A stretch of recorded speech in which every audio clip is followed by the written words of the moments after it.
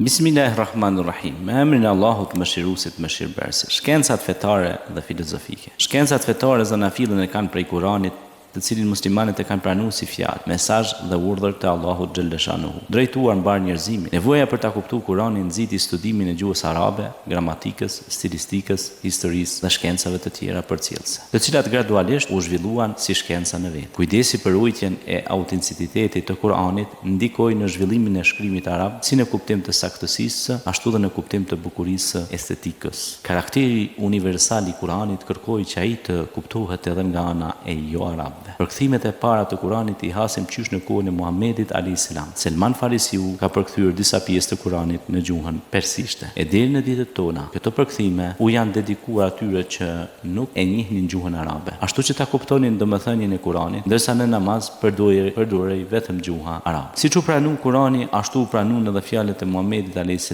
Janë ruajtur shumë rrëfime dhe transmetime për atë se çka ka bërë ose çka ka thënë ai në jetën e tij private dhe publike. Rregullimi i këtyre shënimeve fillon menjëherë pas vdekjes së pejgamberit a.s. Përmbledhjet e haditheve, fjalëve të Muhamedit a.s. përfshin qindra faqe dhe paraqesin breng aq të madhe saqë për të ardhmen ruhen fakte të dokumentuara dhe precize. Diskutimet rreth koncepteve abstrakte të fesë kanë filluar qysh prej kohës së Muhamedit a.s. që më vonë të jenë zhvilluar në shkencat pavarura si akaidi, shkenca e besimit islam, tasawufi, mistika e tjerë. Polemikat fetare me jo muslimanët më pas edhe midis muslimanëve shpihen te përkthimi i veprave filozofike të grekëve, të indianëve e tjerë. Në mesin e muslimanëve paraqiten filozofë dhe mendimtar të mëdhej siç janë El-Kindiu, El-Farabiu, Ibn Sina, Avicena, ndryshe, Ibn Rushdi, Averrosi e tjerë. Shumë vepra filozofike të përkthyera nga greqishtja dhe sanskritishtja, origjinale të cilave janë humbur, janë ruajtur për pasardhësit në përkthimet e tyre arabe. Prandaj studimi